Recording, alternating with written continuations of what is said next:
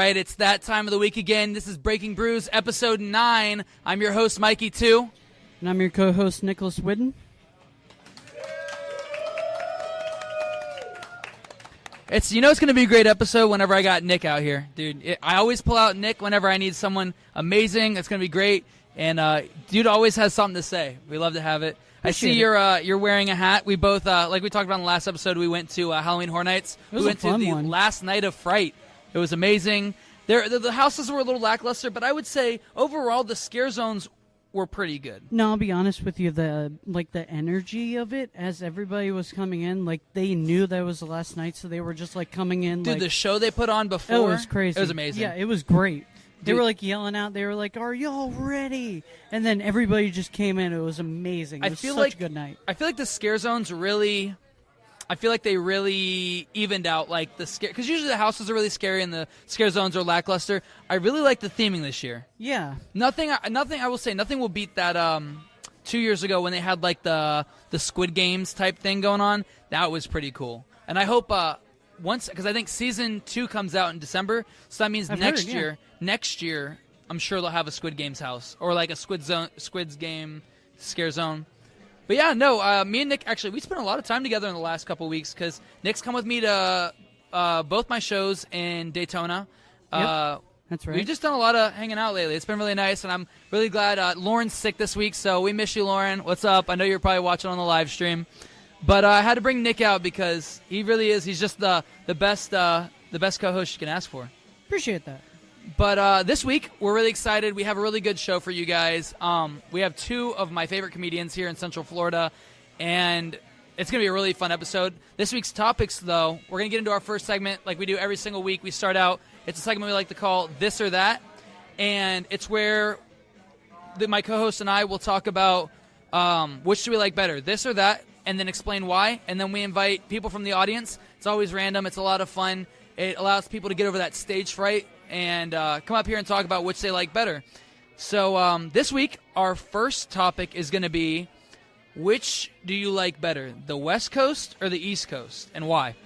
So I've never been on the West Coast before. Really? No, never. I haven't touched foot in there. The farthest I've been was Tennessee. Tennessee was nice. But I would say that right now, because I don't know much about the West Coast myself, I would say the East Coast. You've been driving a lot up the East Coast. You went up to North Carolina or something? Or South Carolina? I was North Carolina. Yeah. Yeah.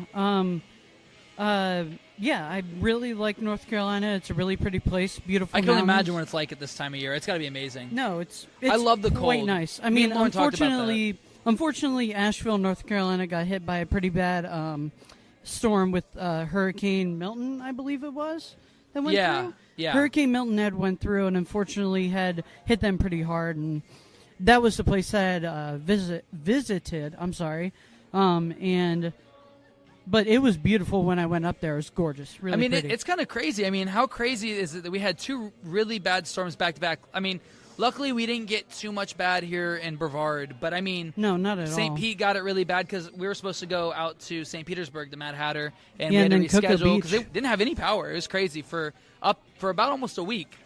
Then Cocoa Beach got pretty bad too. Oh my gosh, Cocoa Beach Cocoa got Beach had tornadoes. Wells They ripped Fargo. the roof off of the Wells Fargo. This is why I like the West Coast better, because the West Coast, I feel like they deal more with the tsunamis than we do, but those are much more rare. I mean, they're more rare, but They're more also rare. at the same time when they do get hurt it's or earthquakes. pretty bad. They get pretty bad earthquakes. Like, I mean, I think California probably gets at least a couple earthquakes a year, but Give or take, yeah. I think I've only been in one earthquake, but I think I would take an earthquake as long as it's not too bad. But you can't predict an earthquake that well. So that's kind of that you get a lot more of that scariness of it, where if you have a hurricane, you at least got like 3 to 4 days to like evacuate. Well, let's get into our first guest. Our first guest is going to be Sammy. You guys have seen Sammy before. I think she's popped in once or twice. But Sammy's going to tell us what she likes better. Does she like the West Coast or the East Coast better? Okay, perfect. All right. Hello, everyone. So I would say my favorite is probably going to be the West Coast.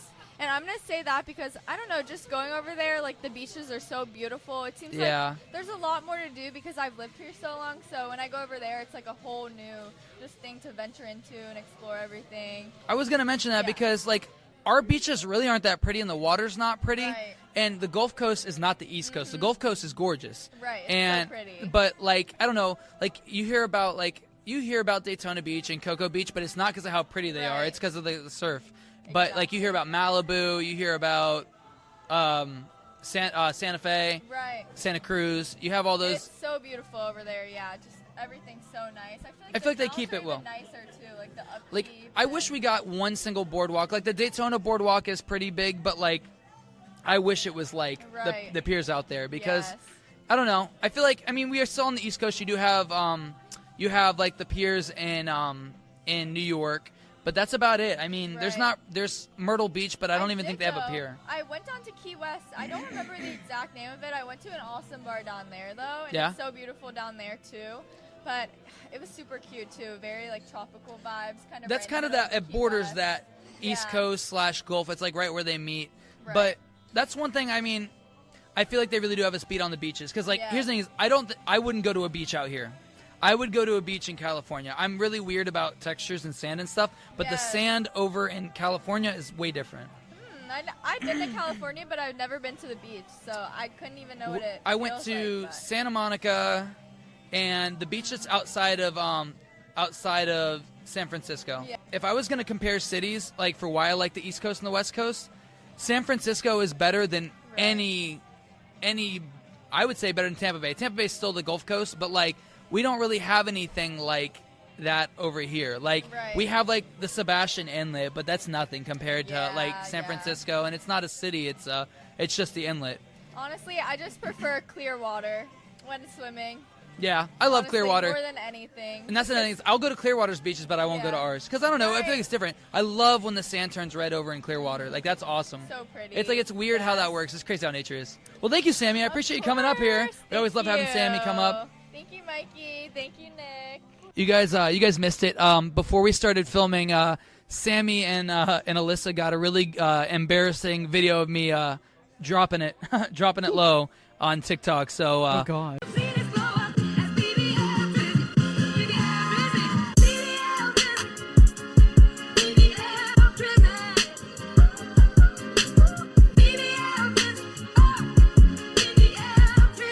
We'll post a link to that in I'm not sure if I'm in the going to description. see that, Mikey. Come on, man.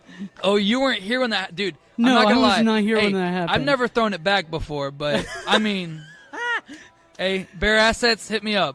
No, but Jesus Christ. Okay. All right. Well, our next topic is going to be which is of all the events that you know, and this doesn't not even just here at all Kava bars.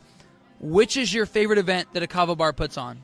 Open mic here. Open mic here? I mean, it's got to be here. I'm not trying to advertise the place. I'm not. Yeah, I'm not saying We're nothing. not trying to but advertise the place, but we collectively have the best open mic. You have the best open. We have the best open. Well, they have the best open mic here because not only is the stage really well set up for it. Not many Kava bars have a stage built into it. No, not at all. Not most Kava bars have a stage, other than I would say Tide's Tea House.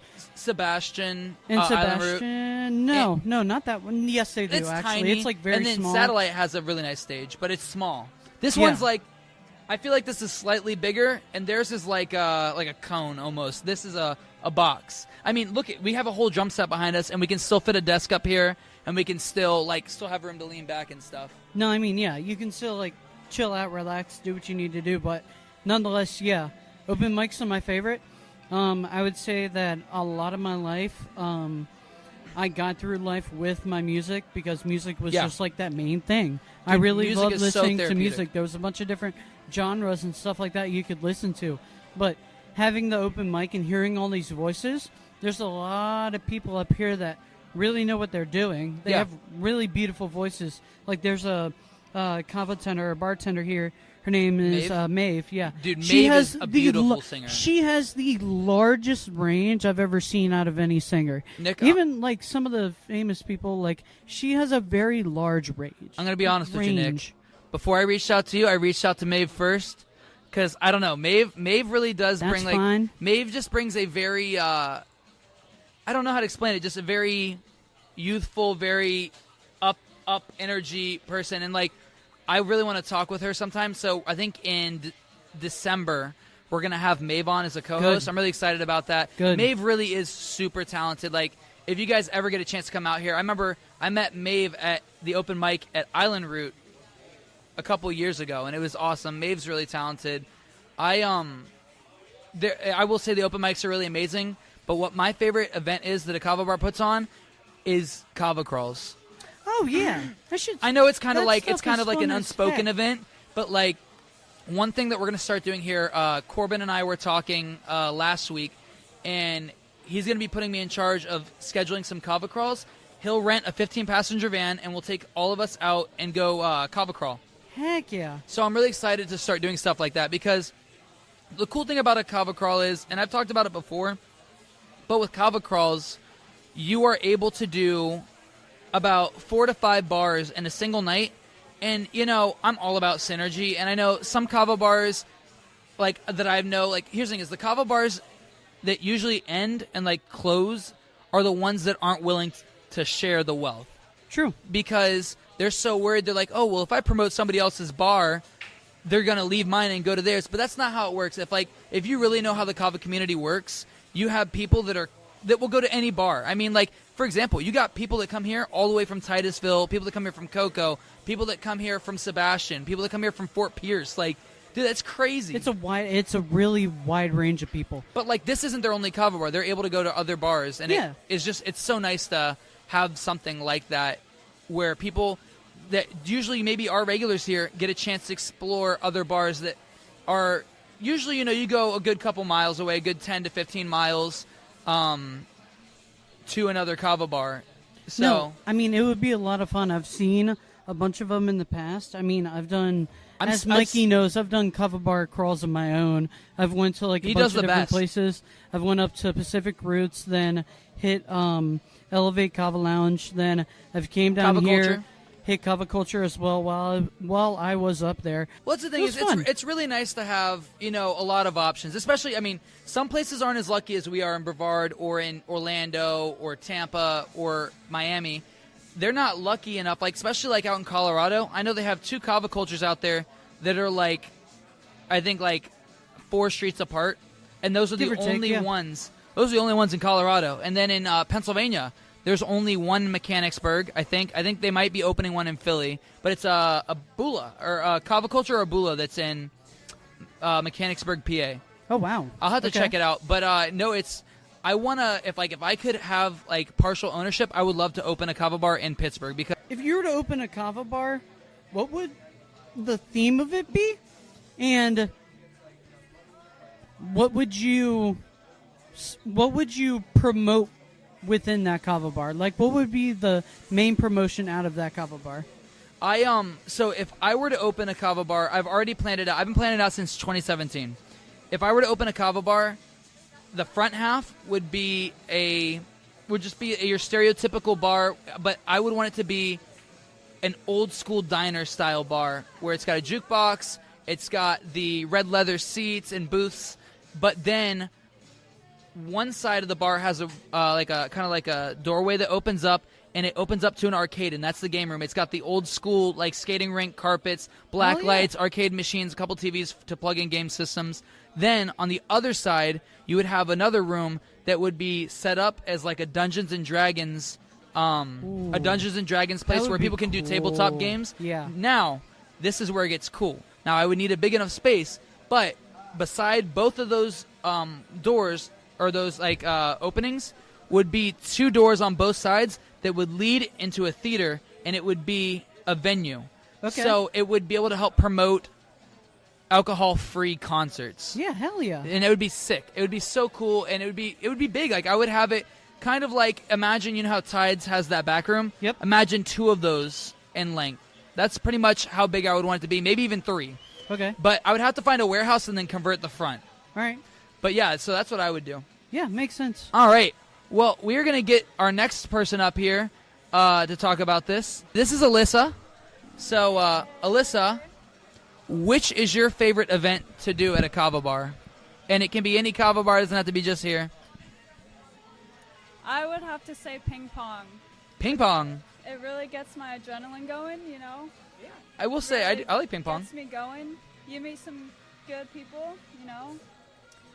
They do ping pong at Sea Club and Island Route Century. They do it anywhere else? Oh, they do it at Raisin. They did it. That's where I would play at. Was Raisin. Raisin. Yeah. Yeah. I used to go out every single Wednesday and Sunday morning and play. I don't know if you know Kirby. Kirby's the older, skinnier gentleman, and Mike, and we would go out there. And it's funny. They're both probably like a little more than double my age. Mike might even be 3 times my age. Sorry, Mike, I'm calling you out. But like they have way more cardio than I do. I'm getting exhausted, and they're going like round for round for like 4 hours at Raisin. And I love it. I love the. It's different than pool because I feel like you are doing a little more cardio, and it's intense. Yeah, there's like a lot of skill, forth, like the spinning, the spikes. You gotta make sure you actually have like a good angle on how you hit it. Yeah, dude, because like I remember whenever I first started playing, like I wouldn't understand that you need to aim the paddle down. I would always hit it like that, and it would go, whoosh, and it would just like fly off the table. So I like ping pong. I also like open mic night here. Yeah, Nick was just talking about that. People that come out here. Well, when are we gonna get you on stage? Thursday. Thursday. You guys can come see Alyssa on Thursday. I'm gonna host a comedy show. Oh yeah, she's gonna tell jokes. I'm gonna tell jokes. You want to sample some jokes now? All right, ready? Wait, all right, what you got? Knock knock. Who's there? Interrupting cow. Interrupting cow.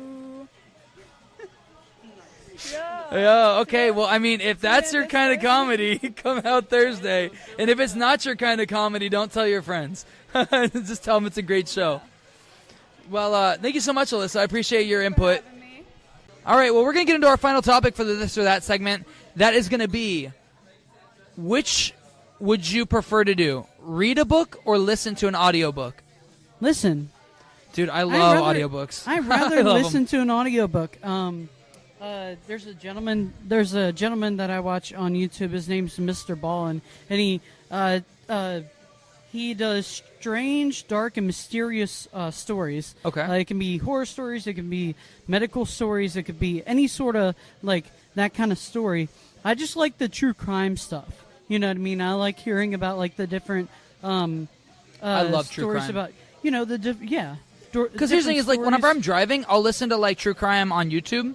So I can imagine. I can imagine it's the same on an audiobook. Oh yeah, no, it's great, and actually on the audiobook you get to like close your eyes and actually immerse yourself in that world. That's and crazy. Like figure it out. It's actually really, really cool. I will say, no, like my attention span being so absolute garbage, I cannot read a book to save my life. I can try, but the only books I've ever been able to read is like, and they're not even particularly even books. They're like research papers. Yeah. I love Neil deGrasse Tyson's work. Like I could listen to him talk and read for hours, but he does audiobooks as well. And like, I love astrophysics. Like there's so much cool stuff about astrophysics that like, I don't think I could focus long enough to read all that. And I don't think I could read half the words that he pronounces.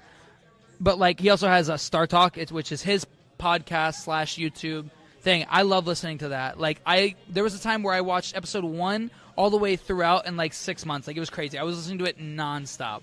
Oh wow, okay. But I feel like with reading, I don't know, like for people that like to read, you know, and like they get like that enjoyment and satisfaction from reading out of a book, all the power to you. You can have all my books. But I would rather just listen to somebody read it to me. It just kind of like brings me back to that childhood comfort of like having my mom read to me or whatever, and it's soothing, dude. Especially when Neil deGrasse Tyson talks, dude.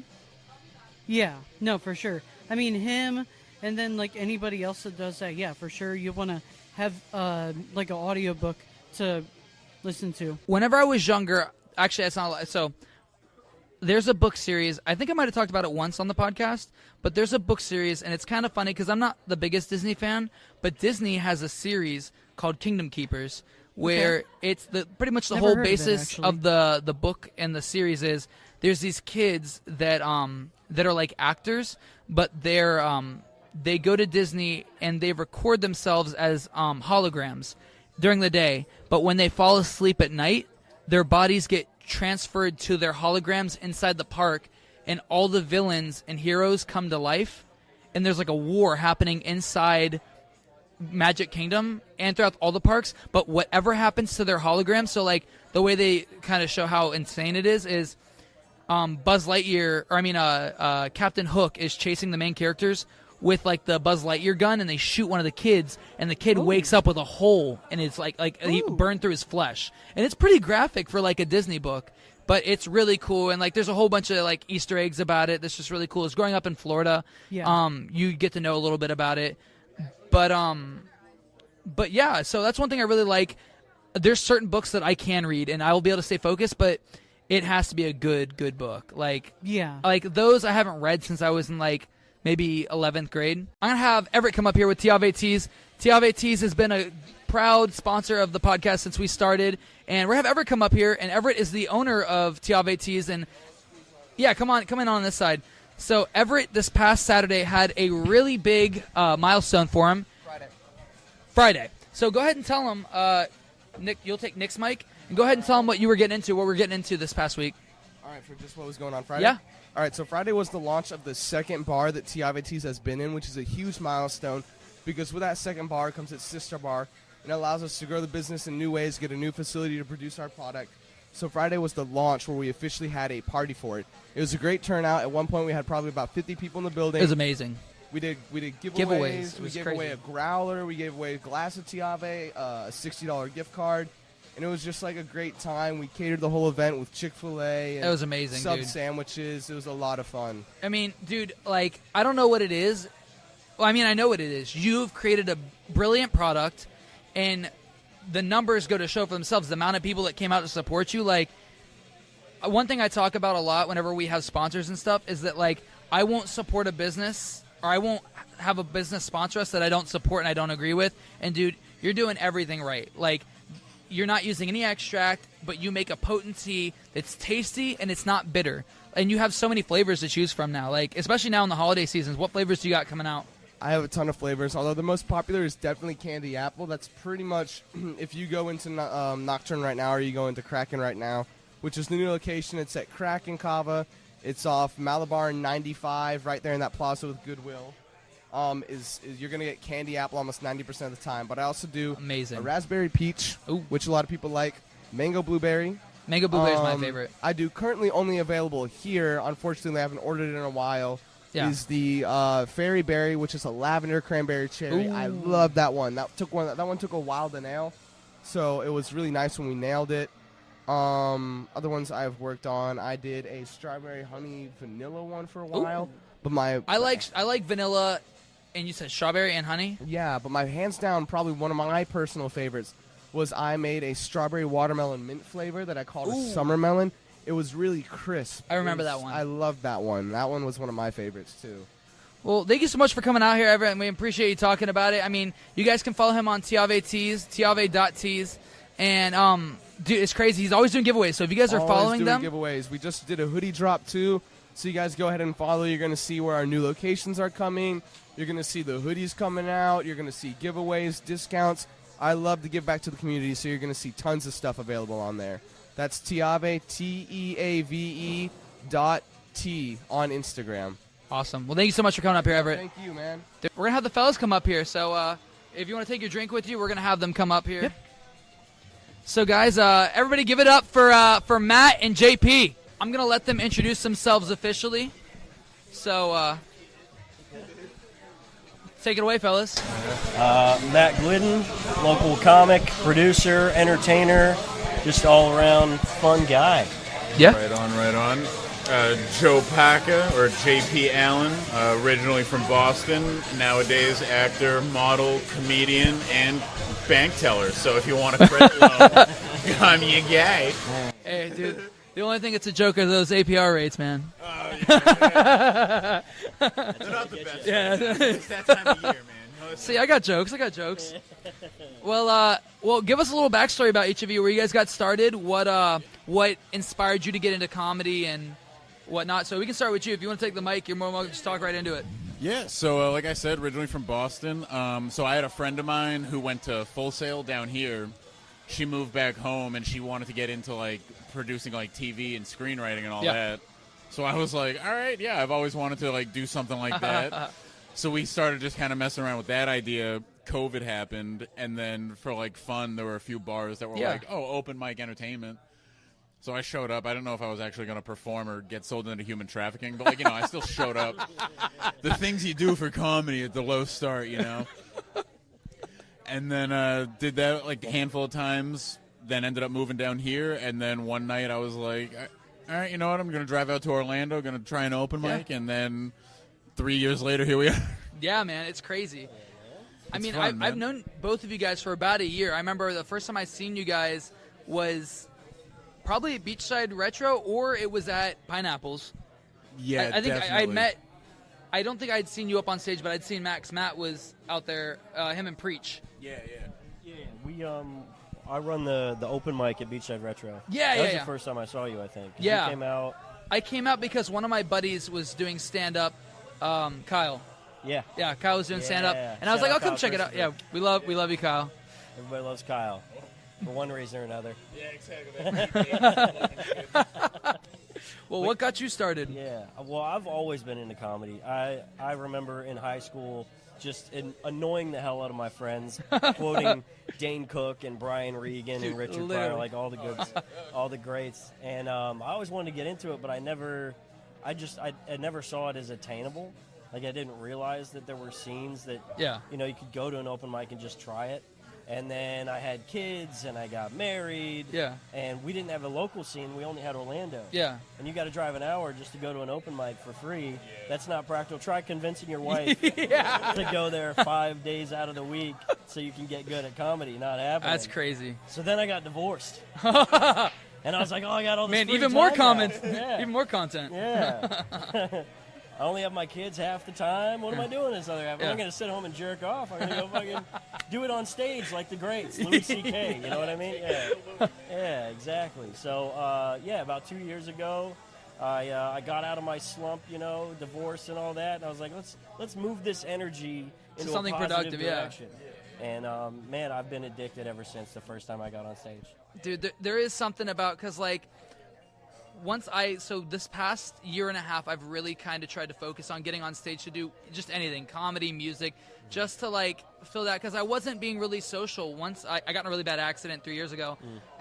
I couldn't do anything. I was trapped in my house. I was in a wheelchair, couldn't do anything for myself. So, like, my outings were, like, whatever I could convince my friends to do and take me to nearby. So, luckily, we had a lot of music open mics, but like you said, there really wasn't any comedy open mics, and we used to have one at Open Mic, like the business open mic. Now it's Apocalypse Coffee. Yep. Great coffee spot, by the dude. way. It's amazing, dude. And the atmosphere is really cool. They got the farmers market and stuff. Yep. But it's crazy because I don't know why they don't bring that back. Like, they still have all the space for it. I think they should totally start bringing stuff back there. The conversation has definitely been had. I don't think the open mic is what they want to pursue at the moment. Yeah. However, there is still that kind of nostalgia factor of just the fact that it was open mics. And I think Don't Tell Comedy is in the works. Don't tell anybody about this. Yeah, Don't Tell Comedy is working on getting it done over there. Awesome. Getting the show out there. Well, you guys do comedy at Villains, right? Right. So the last 2 years, like I said, there was no comedy scene here. And a lot of us got here, like, we just started hitting open mics locally. And Jimmy Moynihan, he's now in Austin, Love Texas. Jimmy, dude. Jimmy Moynihan's He's great, so dude. funny. He brought this vibe to the comedy scene that you don't find in other comedy scenes, which is just like the welcoming, hey, let's all build each other up, let's grow.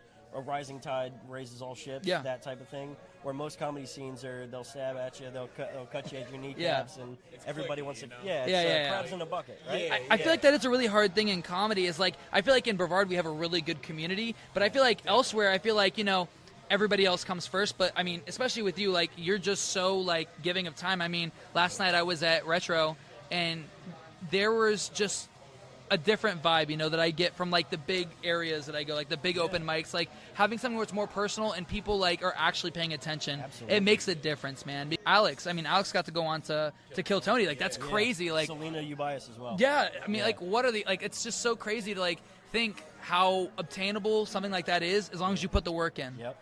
Yeah, that welcoming vibe stemmed from Jimmy, and he encouraged all of us to start opening rooms and build our own time locally, because not everybody can afford to, like I said, drive to Orlando 5 days out of the week. And over the last 2 years, our scene, our guys, our girls, everyone who's been working to get better at this thing we call comedy has all kind of worked together to build rooms. We have different tier rooms too. We have open mics, we have showcases, we have paid shows. Yeah. We invite headliners from different areas, and then all of a sudden we're networking.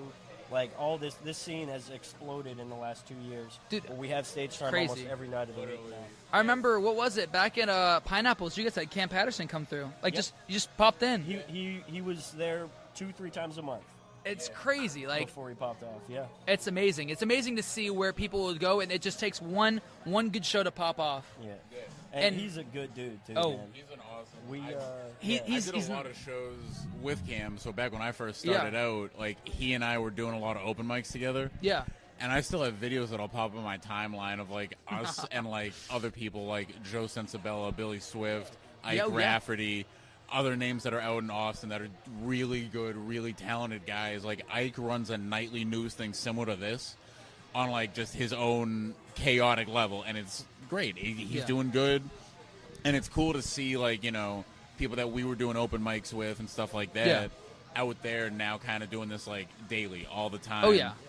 And it worked out great. Like Matt said, like, when Jimmy left and all that, Jimmy left his 2 rooms, Beachside Retro and Pineapples, in the perfect hands. Matt does fantastic running it on Sundays. Eric does great on Tuesdays, booking shows together. Like, it's a really good community. All the comics work well together.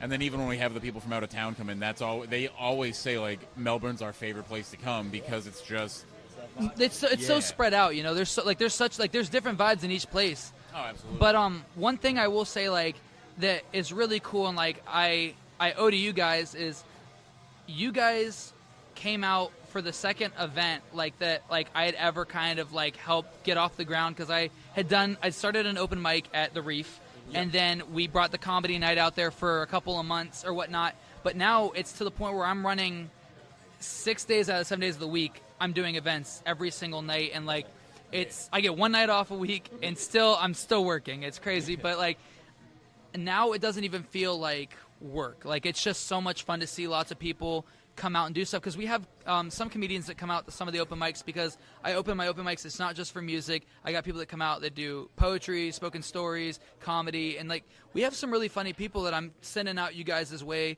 And it's kind of crazy. There is some like really funny comedians coming up out of the Kava community that I'm really excited to see. There's a guy, he's a Kava tender at Island Road named Christian, and he's really funny, dude. Like, we've had him come out to a couple of shows. shows. I know he did not Bonnie and Clyde's, but it's called Mojitos now. Yeah. Dude, and he's like, cause he runs his material. Like, I'll go up to the bar and I'll check in on him, because I just seen him last night at Island Route Satellite, and I stopped in and I saw him. I was like, hey, bro, like, you got any stuff? And he's like, I'm kind of going through, like, everybody goes through as a comic. I know you guys have, like, writing, like, slumps and stuff where you kind of, and I was like, dude, honestly, like, just kind of, you know, take it easy. Don't get too down about it, but hop back into it later on. You know, what I do is whenever I'm writing music, I'll just go to somewhere random or whatever that, like, it's just on a quiet day, or even if it's rainy, it's best to go outside where there's covered area, and I'll just listen to stuff going on. I'll listen to conversations. That's how I gain words. Like the one song that I did last night, Dad Bod, I was just, it was funny. It's funny because, favorite. It's a fan favorite. But it's just funny. I find things, especially music, that's like relatable to all people. Like everybody knows a guy that walks. Matt's the local he's just Dad Bod. he's just not wearing his cargo shorts. Worth of Dad Bod right here. But I want to talk to you guys. You know, if you guys had an ideal tour route, like if you guys could go to any cities in a row, what would be your ideal route? Like, would you want to stay East Coast, go both East and West Coast? So we've actually talked about this on the podcast that I'm a co-host on. Shout out the Funny Style Podcast on all platforms. Boom. Chris Robinson's the host on that one. We've discussed this already. We really want to go to Austin, but why fly to Austin when you could run a tour route up the Gulf Coast, hit Pensacola, hit Louisiana, and then hit Texas, hit some spots in Texas, and cut right up into Austin. So that's honestly right now, that one's kind of my ideal tour route. Okay. Hit that. I would love to go straight up the East Coast from Miami all the way up to New York, but I don't have the time or the disposable income to be doing anything like that. I heard that, man. So, yeah, dude. So I think attainably and something that I really want to do, I would love to hit the Gulf Coast. Oh, yeah. From here to Austin. I think that would be a really cool thing. Like, that's one thing I'm trying to do is I'm trying to slowly work my way more north because luckily, like, in each state, there's at least one place I could stop and do stuff. But I've been working my way up. I started here in Melbourne, then I worked it up to New Smyrna. Now I'm in Daytona, and I have a show possibly in Jacksonville. But I'm trying to work my way all the way up to Pittsburgh because I'm from Pittsburgh. I want to get all the way up there. Yeah. I don't know. I feel like it's a fun route, and there's so much to do on the East Coast. There's a lot of big cities. Absolutely, yeah. That would be, if I were just doing like big cities, I'd obviously Boston #1. I gotta go home. I gotta perform. I gotta say what's up, dude. Just to not sound like weird for like 5 minutes. Yeah, would be awesome. Oh yeah, we're talking weird. How soon do you think I could get my ass kicked if I just tried to do a Boston accent until someone figured out I wasn't doing it? Honestly, like probably one dude in like jean shorts in the middle of the winter and like a Celtics jersey and like a Red Sox fitted cap. He's on his 3rd DUI but still has his license somehow.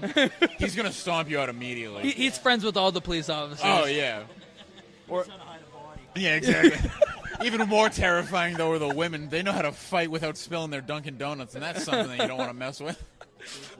Absolutely. But no, an ideal tour would definitely be like Boston, New York, Pittsburgh, and then Colorado, Austin. So it's crazy. And Pittsburgh is really growing. Like, that's the one thing is Pittsburgh really gives back to their people. So, like, I was talking about this on the podcast. You know how they have bird scooters and, like, the rent-a-bike shit? Yeah. The cool thing in Pittsburgh is the hospital and Carnegie Mellon and the government pay for 75% of those things for you to use. So instead of you spending $20 an hour for a scooter or a bike, you pay $2 an hour, and then for the first hour it's $2, and then it's like I think $1 every hour or something. It's crazy. Like, you don't get that anywhere else, and it's because the hospital I was in my car accident, I'd like cities like that. I wish more cities would do stuff like dude, Orlando could totally profit off that with Orlando Health, Advent Health. Like, it's crazy how big stuff like that's taken off. And I don't know, I feel like especially for like people that are going into the city or whatever to do shows or whatever, and they don't want to like get an Uber, it promote the healthy living. Like I mean, I rent a bird scooter anytime I want to go out to the Improv. Oh hell yeah! Or what's that one that's out there? You bird scoot from here. Oh yeah. Yeah, gas is expensive, man. Yeah, I saw you last night when we were going to Wine Drunk. That was it. 25 miles an hour. I'm in the carpool lane, guys. And when I run out of battery, you just see me like kicking it. But yeah, no, I think you guys really have such good personalities. I feel like you guys really could take off and go on a tour any minute. Like, you guys have such good content. You guys have so much material. Like, I feel like each time I see you guys perform, like, you guys have a good handful of new jokes. And that's the thing is, like, although, like, it's nice to have your usual stuff, throwing in a few curveballs so people don't expect what you're going to be talking about really does help switch it up. Or even switching up the, I'm not really that well in the comedy, but like switching up a little bit where your stories can still kind of. Yeah.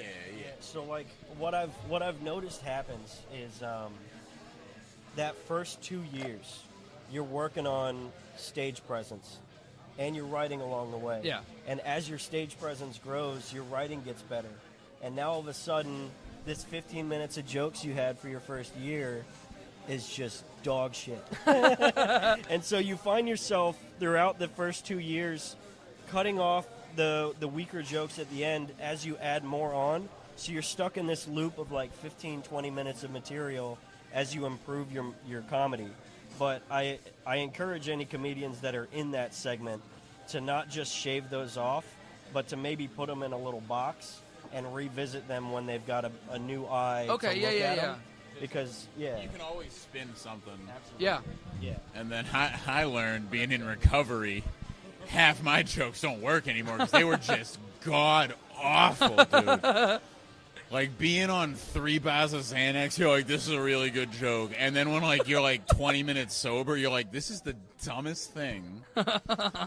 But that was my thing, was, like, trying to figure out, like, do I want to, like, write jokes? Do I want to be, like, set up punchline like Kyle? Do I want to be, like, joke style, telling kind of, like, do I want to tell stories like I do now? And that was my thing, was just trying to figure out, like, what can I do that I'm having fun with and the audience is having fun with? See, I'm really good at, like, whenever it comes to writing music, it's different. I'm really good at writing it, but I have a lot of funny, like, literally, I have so many, like, each week, some kind of funny story happens, but it's so hard for me to write or, like, kind of structure a good comedy, like a good 10 minutes. But I have like 30 minutes of good stuff, but it's making it fit together well. Like, because that's the one thing I'm really glad about whenever I come to, like, anytime I come to Retro, which it has been a little bit of a time, but, like, whenever I went for, like, that like, a month or so straight, and then even last night, I'm trying to slowly work out how I can do it. And I bounce it off the guy Christian at Island Root to, like, we bounce our ideas off each other, and he's really good at structuring. I wish I had that, because I could give somebody jokes, but, like, it's hard for me myself to actually tell the jokes in a way where it's funny. Because, I don't know, I feel like I get jumbled up. Whenever it comes to music, I'm already, like, I don't have time to focus on jumbling stuff up, because I'm focusing on strumming and, like, and singing and making sure I'm in the right key. But whenever it comes to, like, speaking, I'm garbage at it. Like, even with the podcast, I kind of get lucky because, like, I don't know. It's different. When all you have is words, economy of words is so important. Every word has to have intent in the story. If there's any words, even just an or an or anything, none of it can be wasted. And then what you want to do is chop up as much as you can out of the story to make it as short as possible. Yeah. And then build it out with tags. So you get it down to bare bones. How do I set up and explain the story, and then get it to the punchline in the fastest way, and then find little ticks and metaphors to throw in and side angles to take, and all of a sudden you've turned a 30-second joke into 3, 4, 5 minutes. You know, I'm so glad that you guys are the ones that are able to do that, because you lost me. You lost me. I went brain dead for like a solid minute and a half there. I was just like... That's all right. That's what we do. Yeah, that's why I'm glad we have you guys. We're so used to it. You're like, I'm brain dead most of the time. No, we're looking at just brain dead audience that have clocked out because we're talking too much. I'm going to add another question on, just because there's so much I want to pick at you guys' brain. But I'm going to ask you guys this next question. What's a way that you challenge yourself to stand out in the comedy scene? Because there are a lot of comedians, but what's something you do to, like, challenge yourself? I think I luck out just because I have the Boston accent. Oh, yeah. And because I am, like, in recovery. Yeah, hack over here, dude. Hack Wahlberg. But no, I think that's kind of like my, like, standout thing is, like, I have the accent, I have this, like, goofy laugh, and then I have, like, the recovery thing. So people kind of, like, remember those things because that's all I really talk about. You're really good at handling dead space. Like, there is never. I hardly ever hear dead space in your, because you'll just pop out more. You'll just pop out stuff. You don't leave room for that awkward silence. Which, that's one thing, is I could keep talking. Like, I can keep talking, or whatnot. Whether or not it's gonna be funny or not, I can just keep talking. Ask anybody, dude. Especially here, dude. You get me in a conversation, I won't shut up. But so you have a really, like, you just have a knack for keeping the story going. Yeah. I'm just a good storyteller, man. That's why I try to just tell stories and not jokes when I'm on stage. For sure. Yeah, I don't really think, I haven't noticed anything that I do in particular that makes me stand out from other comedians, but the energy I bring to the table is likability, which has been really good for me as a host. Yeah. Because I've been hosting a lot lately. And I get the crowd into it. I get them. Yeah, there we go. All right. Hell yeah, dude. You look like Mickey Mouse, bro. But, no, you were talking about, like, making sure that there's no awkward silences, but I've been learning to utilize those awkward silences where I'll pause after a setup. Maybe there's no tag or joke there, but that pause after the setup lets them know where to laugh when the punchline gets there, because I paused and now that locked into their brain. Then the punchline, and sometimes you got to let a punchline sit, and you got to let that awkward silence just. I'm sure you guys have seen this. Have you guys seen that clip of the guy that doesn't say anything on Kill Tony? Yeah. And he does it 3 times. Malamud. It's crazy. It's crazy that, like, I don't know. Like, there's some people. You can only do that so many times. You can only do it so many times. Yeah. But, like, I will say, I feel like you do stand out, and, like, where you stand out is who you are, like, as a person. Like, not just your energy, but, like, the way that you carry yourself on stage is just so professional. I feel like you're way ahead of a lot of people in the game, in the sense where like you put every show out as if it's a Netflix special. Like, you were just so. Yeah. No, thank you. No, seriously. Well, no, what I was going to build off that, because I've seen you perform from like the beginning, so it's cool to see your evolution of like the hey guys, where's the sign up, to like running shit right now. I have the video recording of my second time ever on stage that will never see the light of day. But I watch it to humble myself every once in a while, or to encourage myself, because when I have like a really bad set, I'm like, dude, I suck. And then I'll go watch this video and be like, okay, I didn't do too bad. I've been doing it. Maybe it was the crowd. Maybe the crowd sucked. You're like, this guy bombed. Yeah. All right, fine. Yeah. I did great. No, I genuinely appreciate that, man. Yeah, man. Yeah. I mean, that's really like you two specifically. Like, there's a few people that have kind of reached out once I mentioned what I was doing, but I specifically wanted you guys on first because I feel like you guys set a precedent. It's, at least in Brevard, for sure. You guys set a precedent for like what two guys can do pretty damn well. Like, I'm really glad that you guys are like came on. Like, you guys really are so funny. Like, even whenever you're not on stage, I'm working hopefully with them. That's actually one of our sponsors, Big Dog Kombucha. Oh, they're really good. We love Big Dog. And it's funny. This past week, I actually spent I think like 4 days there in a row.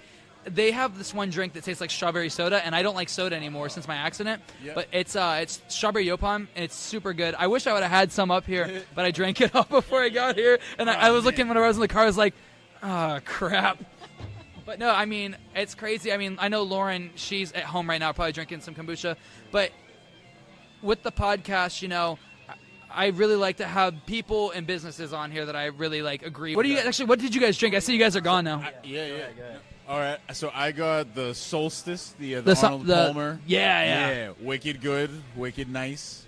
Matty boy. I got the Solar Flare. That's Lauren's favorite drink. She has it every single episode. So I got the no, not Lauren, the bartender. Oh, that's Kate. Kate. Too. Yeah. I had the London Fog. Randy put me on that one. That one's oh pretty yeah. good. It's like love vanilla, kind of sweet. Yeah. Oh yeah.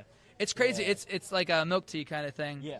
But mine. So I have my own drink here, the Mikey, where it's pomegranate juice, or it's pomegranate, raspberry, and simple syrup, dude, with just any, like, usually green tea, because I like to mellow out for the podcast. Because if I drink too much white tea, I'll be, like, bouncing. And, like, even still, I've been bouncing my leg or whatnot, but I haven't had time to relax all day. I've just been go, go, go. All right, well, this is an impromptu question I want to ask you guys. So, whenever you're writing, what's your atmosphere like? Where do you guys go to write? Like, where would you go? Like, if on a day you have nothing going on, where do you go to write? So my writing process, everyone's writing process is a little bit different. My ideas come to me when I'm doing something that doesn't require my brain, if that makes sense. Oh, if I'm mowing the lawn, if I'm washing dishes, if I'm folding laundry, my brain is off and I'm just in autopilot. That's when something pops in my head. I stop what I'm doing. I write down as much as I can on my phone. Oh yeah. And then my notes app is full. Right. And so then I'll take an hour or two out of my day. I'll sit down with a coffee or a water or a tea at my dinner table. Yeah. With my notebook out, pen to paper is the best way to get good jokes on paper. It feels good and it stays in your head, and then you can you take those premises that I wrote down before, and I economy of words. I slice them up into bits. Okay. I get the chunk and I get the punchline, and then I build it out, and that's kind of what I do. Yeah. So it's kind of funny. So I have a lot of clients throughout Brevard that I work with specifically. And one thing that's really cool is I get to work with some of their employees, and I get to train some of them, or even just kind of being in the atmosphere with some of these people. I've met some of the funniest people that I build off of so well. Like whenever there's a guy. Here's the thing is, I'm not great at the stand-up bit, but I totally could be a writer. People just write on stage. They come up with ideas in their head, they bring it to the stage, and then they just do a joke and they remember it. But everybody's got a different... I'm so glad. My writing process is very similar to Matt was saying. Like, if I come up with ideas, my thing is I don't write. Everyone makes fun of me for it. I don't write down anything in my phone. I carry Post-it notes with me. Mark Mark Norman. Yeah, I'm very much Mark Norman. Like, I'll literally pull him out at shows sometimes. I'm like, I don't know I don't have a set list, so I'm like, let me see what we get. And then it's just like, oh, okay, Slim Jims and homeless people. Don't know what I was going for with that one, but like, let's see what we can make. I could never write any of my jokes down because my handwriting is so bad. Like, if we ever found one of the old like open mic papers, dude, I warn people. Like, I tell businesses when I work with them, do not ask me to write you anything. That's why I always have my iPad on me and I'm always typing on it, because you do not like. If it came to, like, okay, the reason that my nickname and my stage name is Michu is because one time I wrote in college, I used to work with a lot of foreign students, and there was a Venezuelan student, and we used to play pool, and I wrote, for the only time ever in my life, I wrote my name out as Mike, T-E-W, my last name, and he walks up and he goes, who the hell's Michu? He's like, this guy sounds like a Pokemon. I was like, and so ever since then it stuck, and dude, it's just so funny. So, and he goes, Michu too, and he sounds in the Venezuelan accent. I'm just like, dude, I love this. So now everybody, ever since college, has called me Michu. Really glad that like you guys are still in the area. You guys are always doing stuff, so it's glad to see. You both have been on Alex's podcast. It's awesome to see like everybody like. Shout out Alex. Dude, we love Alex and Friends. We love it because. Oh, not you, Alex. There's another Alex. Hi, Alex. That's Alex. But dude, it's something. That's the thing is, what I like about Alex is I could listen to Alex talk or whatever. Like I was saying yesterday, is I listen to the podcast to and from Orlando or whatever because the episodes are just the right length to get there and back or whatnot. Because when I go to Orlando, it's not long enough that I can listen to a whole playlist because then I'm skipping through to get to the songs I want to. But whenever it comes to like certain podcasts, like they're just the right length. But I really appreciate you guys coming out here. You guys got a lot of great info out there for a lot of people that want to get up into comedy. Where can they find you guys? Yeah, so you can find me at JP Allen Comedy on your favorite doom scrolling app, TikTok, Instagram, YouTube. That's JP, just letters, and then Allen is ALLAN. And I'll be doing a couple shows here in Melbourne. We are at Villain Coffee every Friday, El Mojito in downtown Melbourne every Thursday, Chumley's in downtown Melbourne every Wednesday, Pineapples Moon Room Showcase every Tuesday. We love the Moon Room. Matt has a show, The Dunes, first Saturday of every month. The Dunes, Cocoa Beach. You can hang out with my boy Matt Glidden. Did you guys do it on the back patio? Yeah. Awesome, dude. They got a really nice patio, and they got the privacy fences, so like nobody really sees it. It's a so great it really show. helps for like the stage presence and stage fright. Did you already shout out your socials? I did it. Your turn. I was gonna say, by the way, at Matt Glidden Comedy. Before I shout out my socials, I want to shout out Weedline. I like to rep Weedline any chance I get. Eric Erlacher makes those. Also the host of Pineapples. Shout out. M Glidden Comedy on all platforms. You can find all my stuff wherever you're at. I'm also on the Funny Style podcast with Chris Robinson. We love it. Brian Milligan, Rafiq Shaheen, and Preach Carter. Also, if you need any work done around the house, I'm a handyman, Matt Services LLC on Instagram. You can see the work I've done, so you can decide if you want me to come out and service you. In more ways than one. Yeah. Hey, hand jobs are Hey, breaking marriages up since 2001. well, since whenever mine did. Yeah. It wasn't that long ago, actually. Oh, shit. Well, thank you guys so much for coming out. I really appreciate it, guys. Appreciate it, Mike. Boom. This is fun, man. Yeah, we'll have you guys back out here for sure. Thanks, dude. Awesome, guys. One really cool thing about being able to have so many different types of people out here is that, like, especially being in Brevard, there's so much to do. I feel like we won't ever run out of content. Like, especially if we circle back, like, because we'll have them back on for some comedy stuff. I'm really excited about that.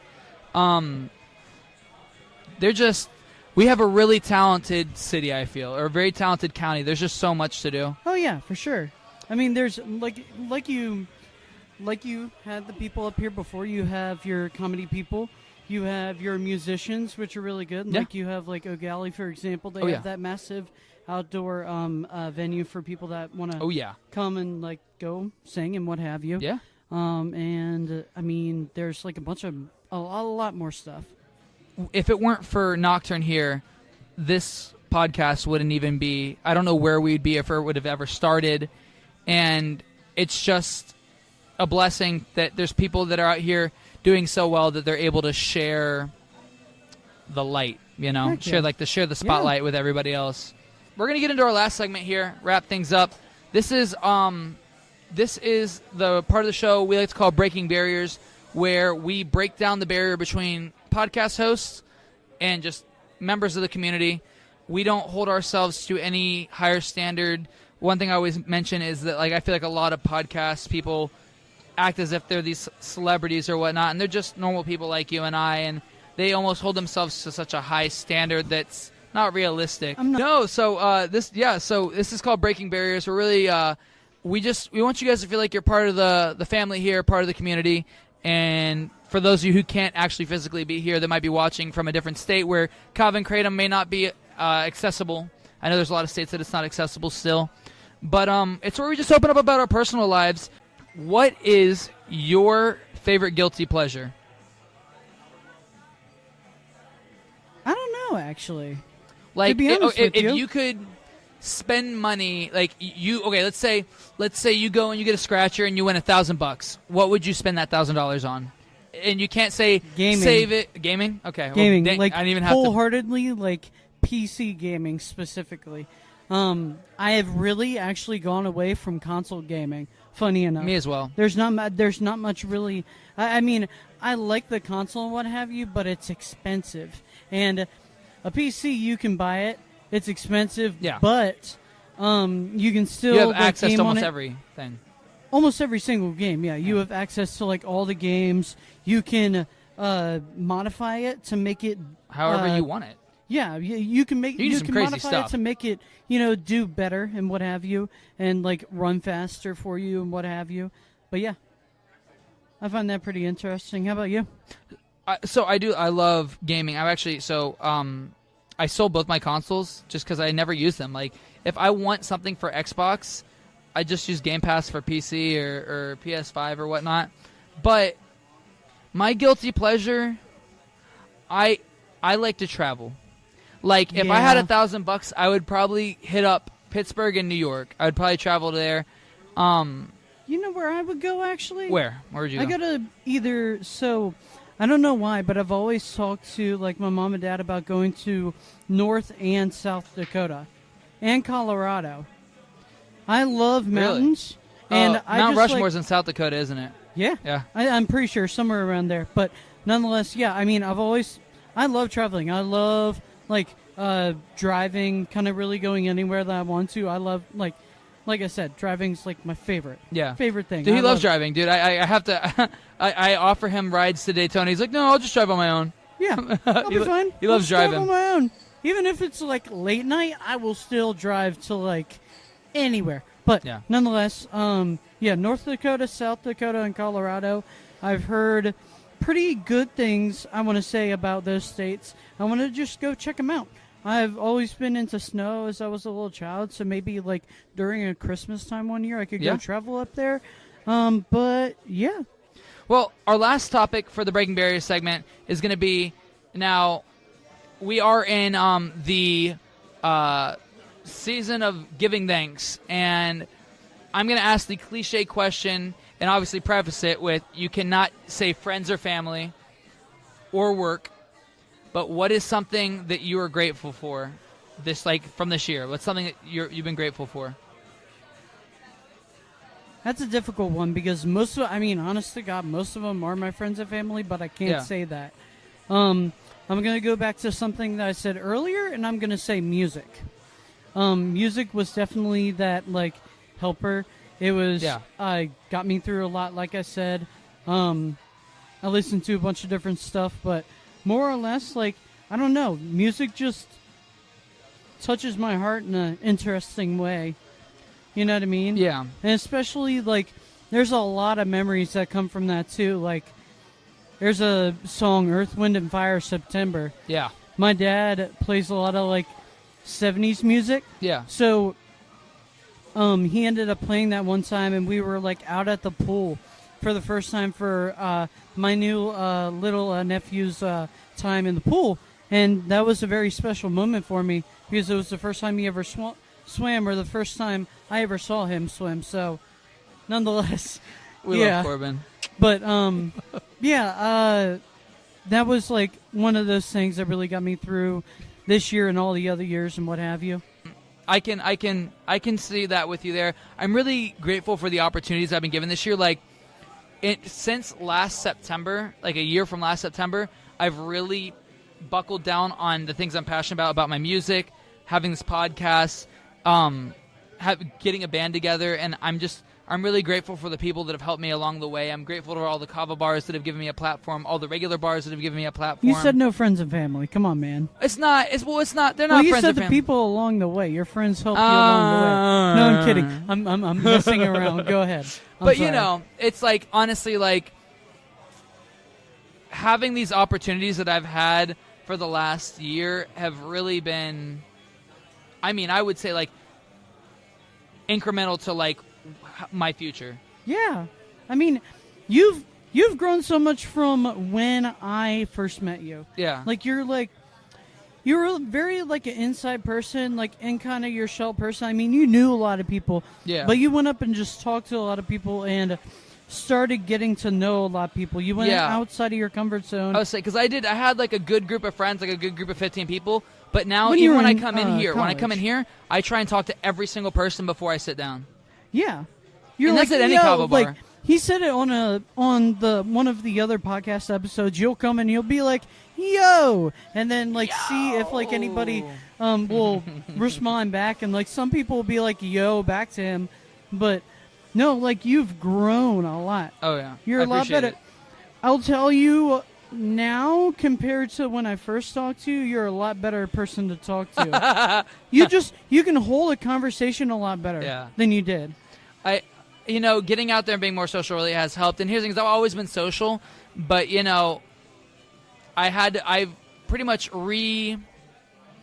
rebuilt my group. Like, I'm friendly with everybody and I'm friends with everybody, but, like, close-knit friends, there's only, like, a good 10 people that are, like, I'm super close with and, like, that I know I could call at any time.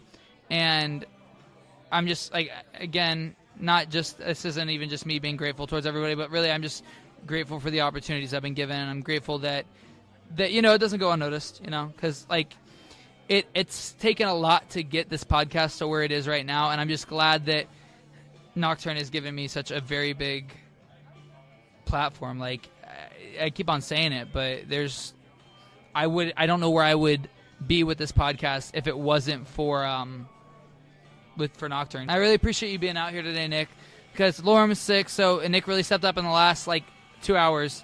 He's like, I'll be there. No questions asked. He just showed up, and I really appreciate that, Yeah. No problem, brother. And Alex is here. He's running the audio tonight, so it's really nice to have Alex. Again, I want to give a big shout-out to today's sponsor, Big Dog Kombucha. I'm really glad. It was funny. The first day I went out to Big Dog this past week, I went out there just to, check in and say hi or whatnot, and Big Dog wasn't there, but he'd see me on his camera, and he was like, "Hey, Mikey's coming in, get him a drink." And it's something like that, it's going the extra mile, as a business owner, and he really is. He gives back so much, and he's given us so much to let people try here. He gave us all those drinks to sample for the taste test episode we did. He's brought samples here for everybody at the bar to test, so we can try and get them here. We just got to get a kegerator. So, hey, if you guys want to, the best way you can help support the podcast and support this bar is by going on and clicking the links here in our bio, in the description for every episode. Checking out, maybe spend a couple bucks at some of our sponsors, because each one of our sponsors gives back incredibly generously. Honestly, I don't think there's any big name companies that give back as much as Big Dog, Mitra, Tiave does to specifically this podcast, which is in a grand scheme very minuscule to what their reach is, but it can be so much more in the future as long as we keep on allowing it to grow. Every single one of you guys that shoots a like, a comment, a subscribe. Again, I don't even care how many of you guys like, comment, and subscribe, but it's really about how many people are viewing it. Even if you guys just share it, it means the world to me, because there's a lot of people out there that might be struggling with certain things, whether it's with alcohol addiction, drug addiction, and they could find a place like this to come and make their own home and their recovery. I mean, that's all I can ask, is even if one person gets that out of this podcast, I've done my job. Yeah, heck yeah. Well, thank you guys so much. This has been episode 9 of the Breaking Brews podcast. I'm your host, Michu too. And I'm your co-host, Nicholas Whidden. Thank you guys so much for watching. We'll see you next week. You're really not going to have as much of a... Well, it depends on who you have. Don't let me write my problems down. We'll steer it. Celeste. Party foul, Celeste. Yeah. Shame. I know. She grew up in a Kava bar.